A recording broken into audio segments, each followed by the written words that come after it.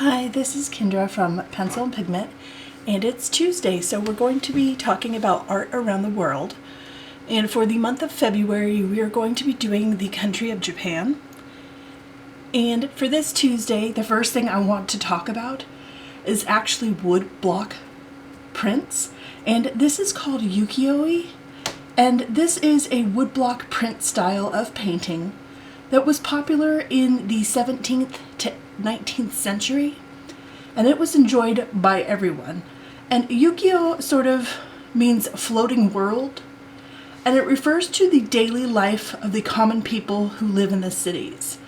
So the 17th to 19th century in Japan is the Edo time period, and this is sort of the time period of the samurai and ninjas and just so many fun things in Japan. And the paintings sort of depict common customs and manners from that time, and popular themes were women and kabuki actors and sumo wrestlers and myths, fairy tales, scenery, and it's sort of divided into two categories. So the first would be the original drawing of the painting, and then the second would be the woodblock print.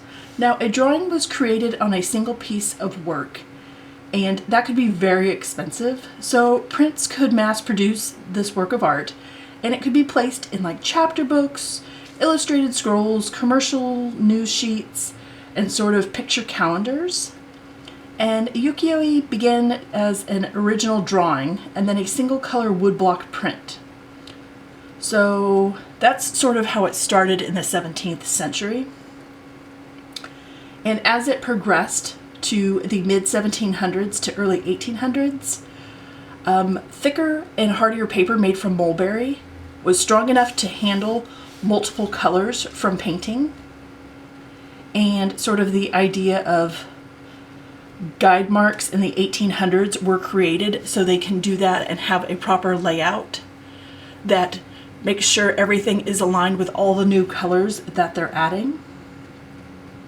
And then in late 1800s to early 1900s, this sort of art form began to decline. So with the printing of newspapers, photographs, lithographs, as those increased in popularity, a bunch of the artists that worked specifically in this art form became illustrators, because this was no longer a way to make a living. There just wasn't the interest in it. So I kind of want to talk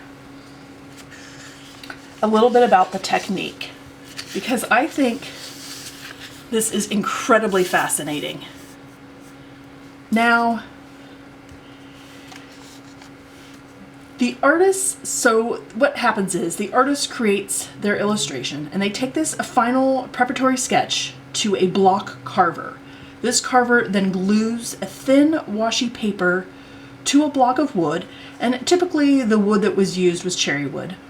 And then from this, the block carver carefully carves it away to form a relief of the lines of the image. And here you can sort of see this looks like cherry blossoms on tree branches that have been carved away in relief form.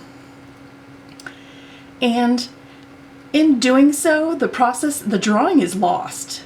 And after all the blocks are carved for each individual color, the printer, this is then taken to the printer, and they place all the paintings on each paper of each block consecutively, and then they rub the back with a hand tool called a baron.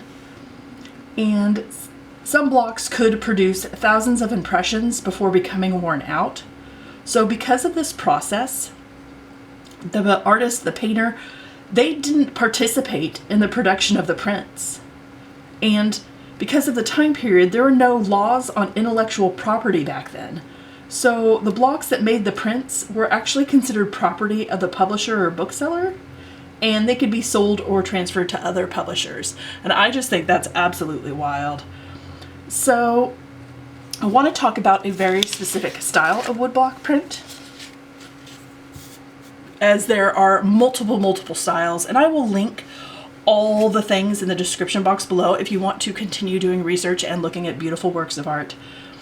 Of the Ukiyo-e, there was a specific style, and this is called Azure, and it means blue printed picture. So typically the entire thing is blue, and if they added a second color, it was usually red. So the development of this style was actually directly associated with the import of Prussian blue from Europe in the 1820s. And typically before then, indigo was used, and we know from all the videos I have made that I will link below that indigo is not light fast. And Prussian blue is much more vivid and has a better tonal range. So I just wanted to show you this style because one of the most recognized works of art in Japanese art in the world is this style of Azure of Ukiyo-e woodblock print. And that is this one. It is called The Great Wave off Kanagawa. And this one was originally published sometime between 1829 and 1833. They're not quite sure. And this was the late Edo. And it was created by the artist Hokusai. And this it's also sort of referred to as the Great Wave. It was popular when it was produced. And they believe that the woodblocks that produced this work of art printed about 5,000 copies. And that most of the original copies were damaged and lost in wars, earthquakes, fires, and other natural disasters. So the water of the waves is actually done with 3 shades of blue. The boats are yellow, and there is gray in sort of the mountain, the boat, and part of the sky. And then there is sort of this pink fade along top, and all of those would have been separate blocks to make this piece of art. So I think that's incredibly fascinating, and this style of art became very popular and became of interest to Western artists, and I have to show you one that just makes me laugh. So this is a painting by Vincent Van Gaal. And he did this in 1887, and it's called The Portrait of Pierre Tengai. And you can see the Ukiyo-e influence on his art. In the background, you see a samurai, and here's Mount Fuji on top, and a bunch of other contemporary artists during the time that this came out did their own style of the Great Wave. And I think that's really, really cool. I think this art is just incredibly beautiful. Obviously, I have to talk about the specific blue style. Blue is just my favorite color in the whole wide world. It's just gorgeous. I know in 2000, I believe, a copy of this sold for over $1 million, a print of it. And that's incredible as well. I hope you found this video interesting. I hope you have a wonderful day, and I will talk to you tomorrow. Bye.